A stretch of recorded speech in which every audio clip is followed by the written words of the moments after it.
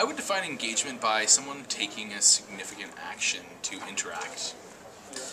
So really what that means is whether they're, writing a tweet that actually addresses someone, or they're commenting on a Facebook post, or commenting on a video. I think there's like a gradient, so there's levels. A like is a low-level engagement activity. A follow might come as something, the next kind of thing. Whereas when someone writes a blog post about your organization, or makes a video, or creates some kind of real asset that takes time, that's really how I'd base it. How long does it take someone to take that action? And that will be the level of engagement. So on the low end, we have those things that take no time, 1 second. And on the high end, you have those things that take 1 hour, 2 hours, 3 hours to prep and to do. And I think those people would be considered the most highly engaged. And the people on the low end would be less engaged. It's really funny, when you asked me this question, I had to think about it for a second, and I don't know that there is a single answer, because for some people, engaging with content, let's say, is actually passively consuming it without doing anything about it. I think most people's minds go straight to some kind of active and deliberate participation with content or with other people, and I think mostly that's where my head is. But I would say that engagement is any way that you are actively and consciously participating in something, even if it's not visible.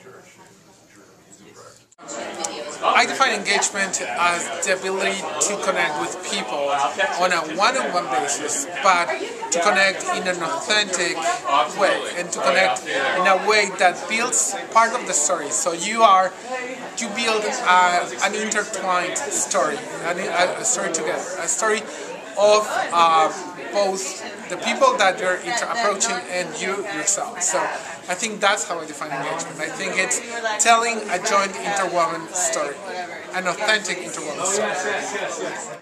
So many different ways. So the thing I was thinking about, you have to pan over to the gin hole. All right.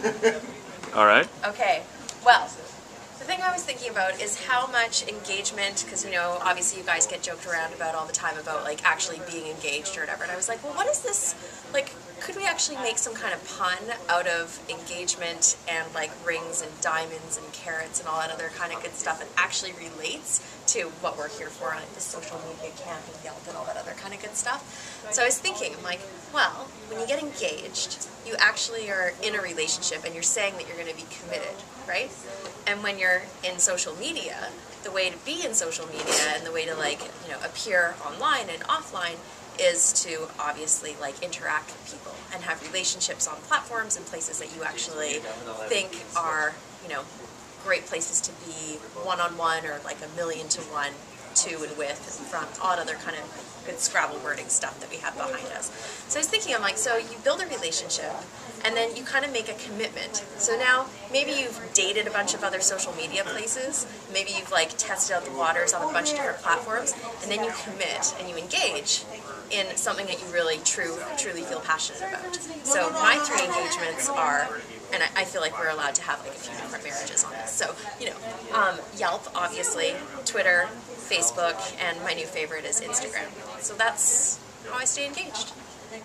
Well, I think online engagement is giving more than you take, looking for opportunities to give, and I think that once you do that, and I know with my own experience, I look for opportunities to give advice, and it comes back multiple ways, more than I give. And I think in person, it's in person.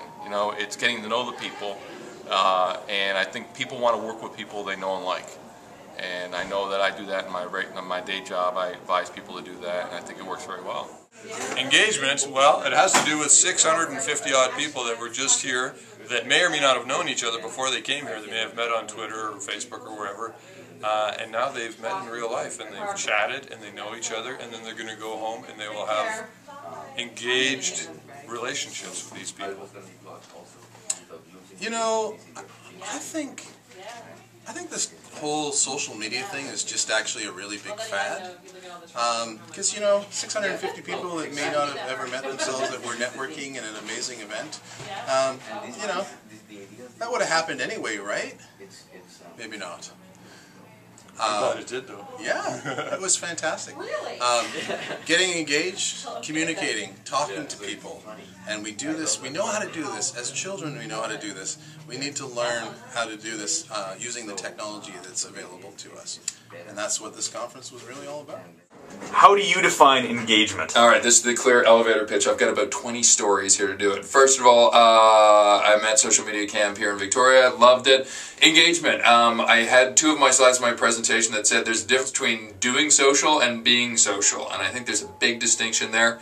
The number one thing I've learned over the last year is business is finally getting it. Engagement's all about being authentic. If you're passionate, you're authentic about stuff. We're not there yet. If you're passionate and you're authentic about stuff and you actually truly want your customer to actually benefit, that's where engagement happens. So I now have 5 more seconds. Social media, it's not a tool. It's only a tool. It's not the end game. You want a whole kind of culture around what you're doing. And we're done.